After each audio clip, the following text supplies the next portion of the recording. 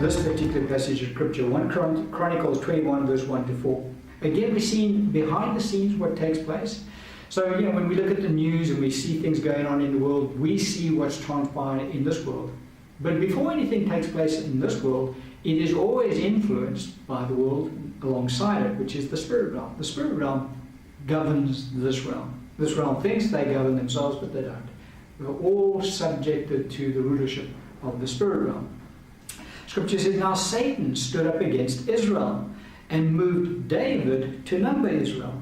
So David said to Joab and to the leaders of the people, go and number Israel from Beersheba to Dan, and bring the number of them to me that I may know it. And Joab answered, may the Lord make his people 100 times more than they are. But my lord the king, are they not all my Lord's servants?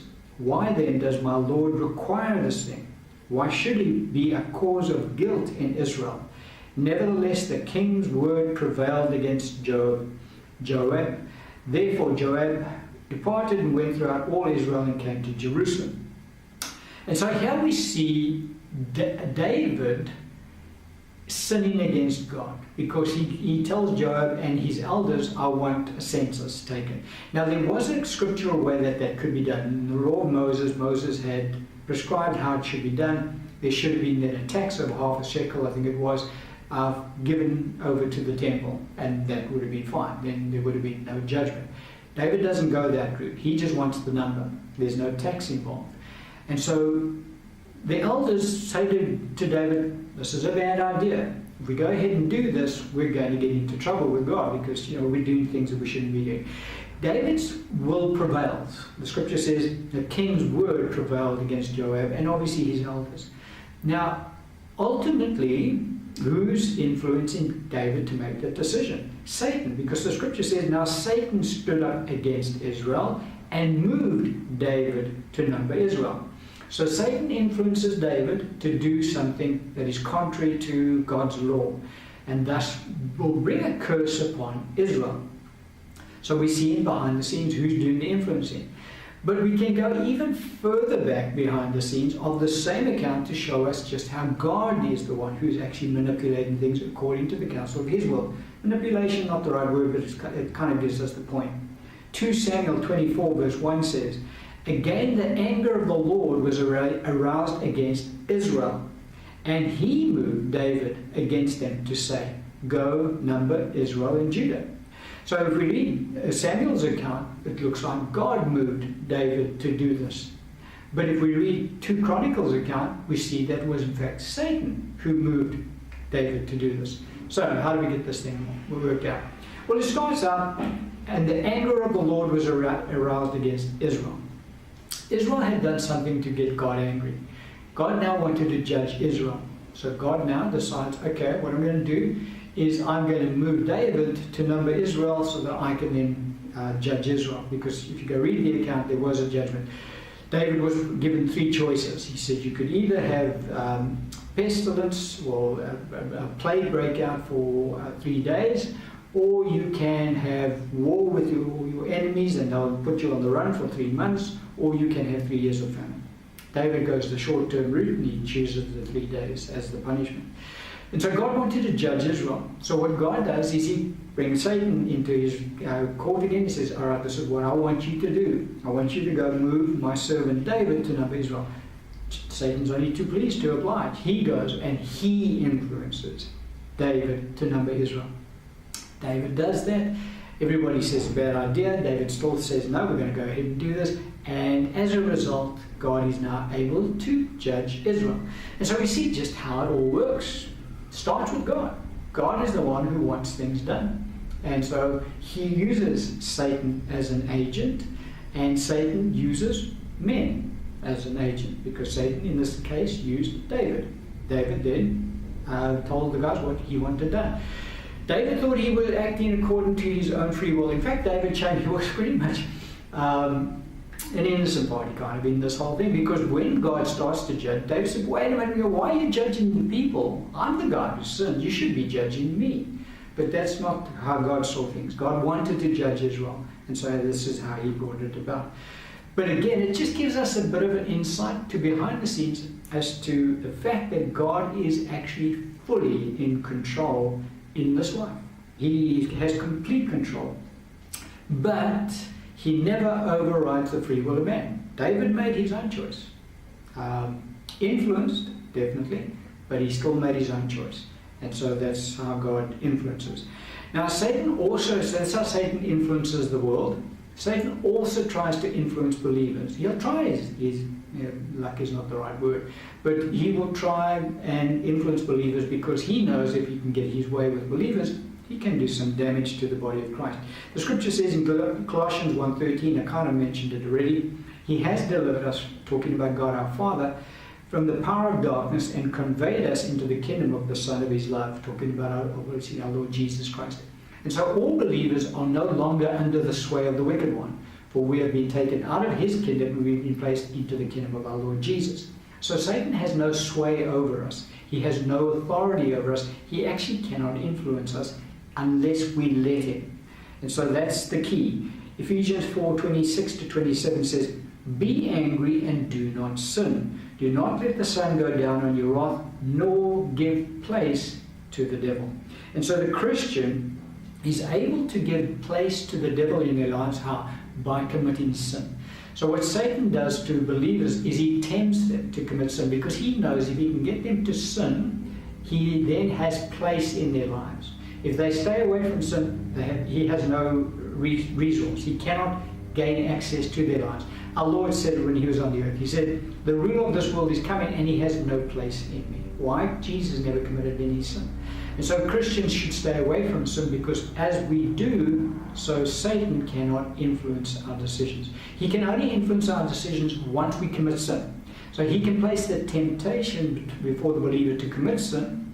The believer has the choice then, of their own free will. I'm going to commit sin. Remember, we can walk in flesh. If we walk in the flesh, we'll commit sin. If we walk in the Spirit, we'll stay away from sin. Simple as that. And so if the believer yields to the fleshly desire, James says, when our desire has conceived, it gives birth to sin. And so the desire he's talking about is the desire of the flesh.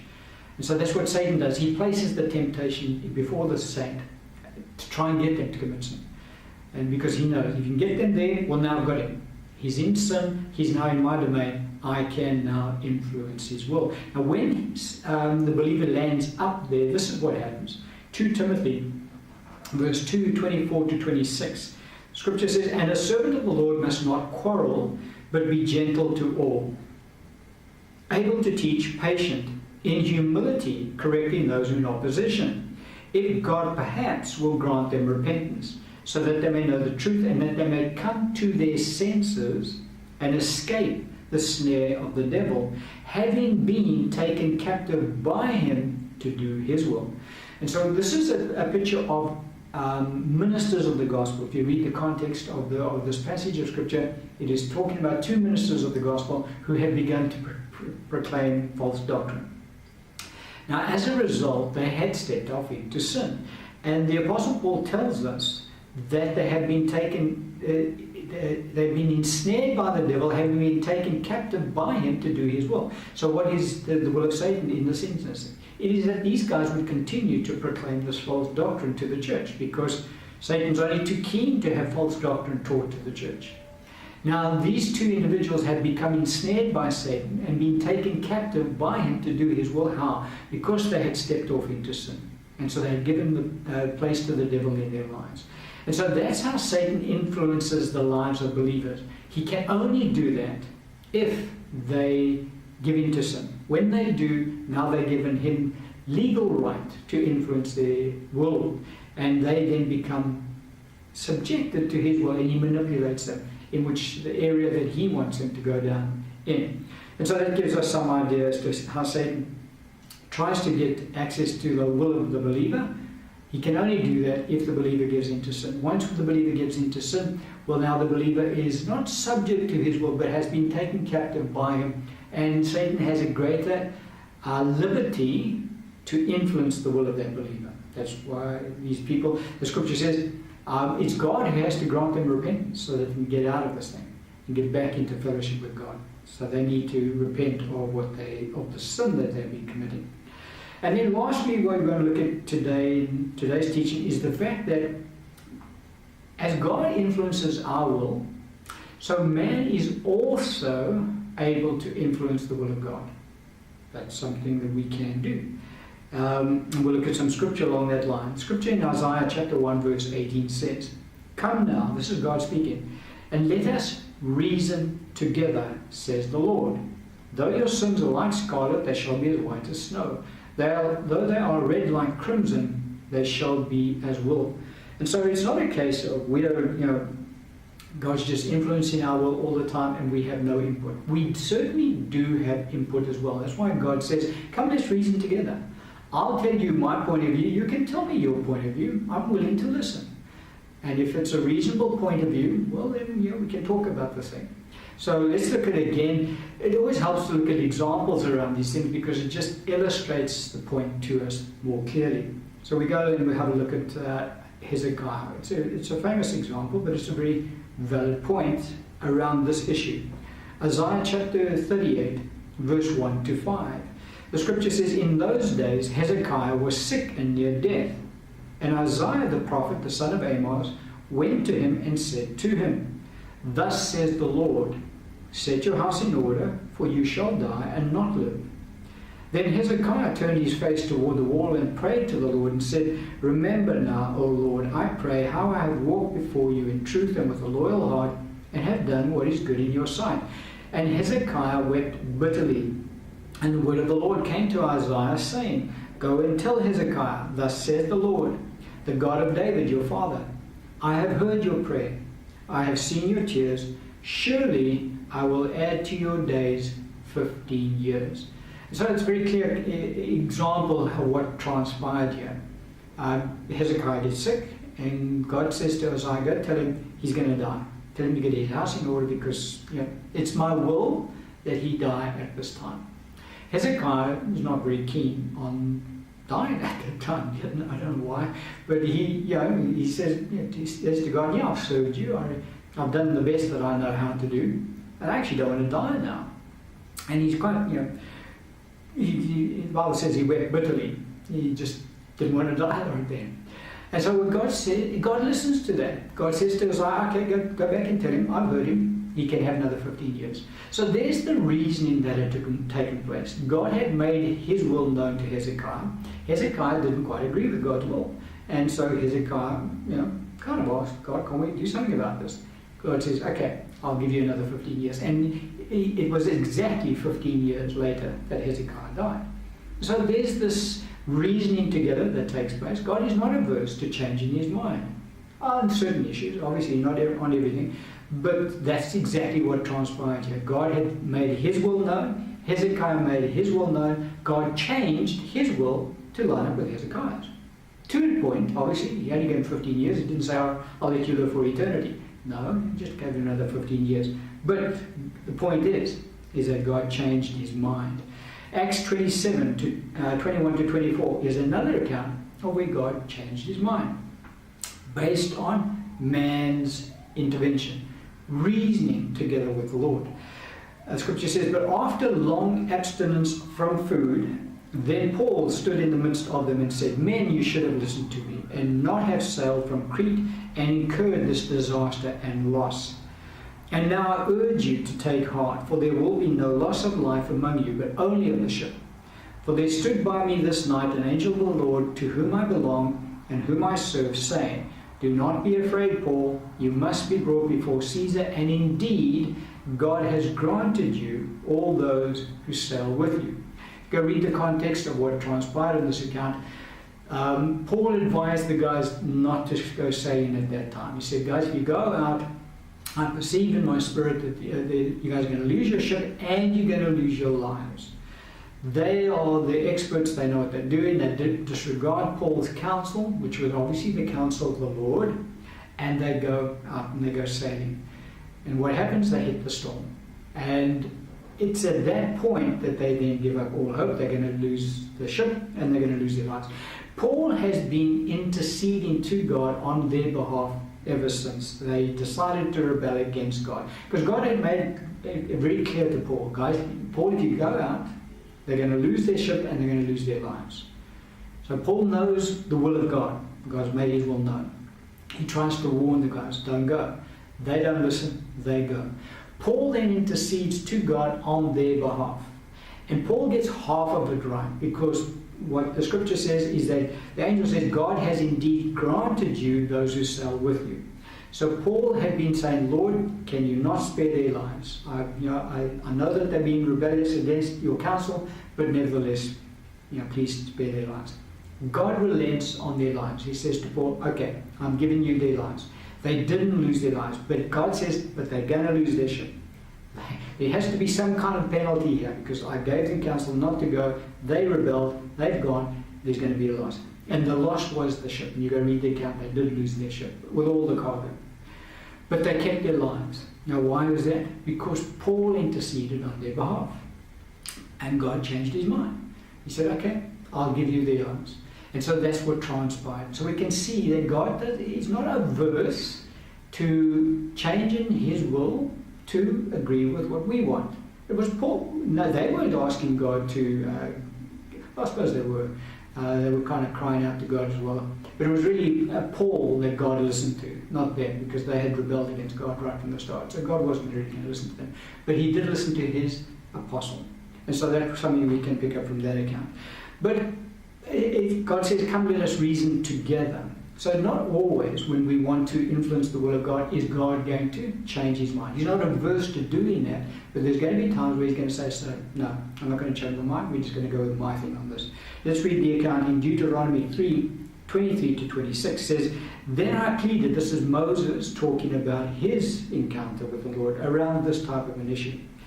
Then I pleaded with the Lord at that time, saying, O Lord God, you have begun to show your servant your greatness and your mighty hand. For what God is there in heaven or on earth who can do anything like your works and your mighty deeds? I pray, let me cross over and see the good land beyond the Jordan, those pleasant mountains and Lebanon. But the Lord was angry with me on your account and would not listen to me. So the Lord said to me, enough of that, speak no more to me on this matter. And so the account here is Moses, or a long time before the time, had disobeyed God because God said, speak to the rock. Moses struck the rock. And as a result, God said, okay, because you were disobedient to me in front of the elders of Israel, now you don't get to go into the promised land. I'll let you look at it from a mountaintop, but I'm not letting you in. So quite a while later, Moses is in God's good books, and he approaches the subject. He says, God, we get it. We're about to go into the promised land. You let me see it. Can't I go in? And God says to Moses, no, I'm not changing my mind on the issue. Don't talk to me about this again. You're not going in there. Now, Moses did get in there a couple of 1,000 years later, or about 1,000 years later, but more, when he stood with Elijah and our Lord on that mountaintop. There he was, in the middle of the promised land. But at that time, God says, no, you're not going in. And so that was kind of Moses trying to twist the arm of the Lord. Can't you change your mind? Because God had said that you're not going in.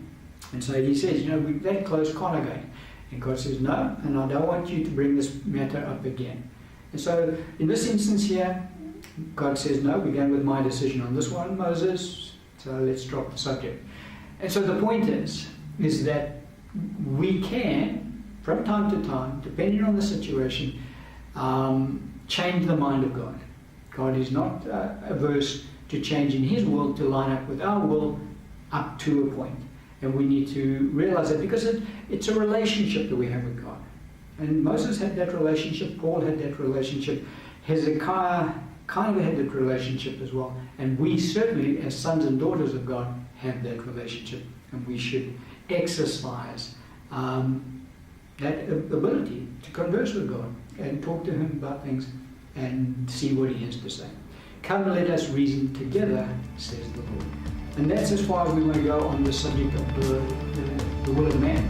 And we're going to close the teaching.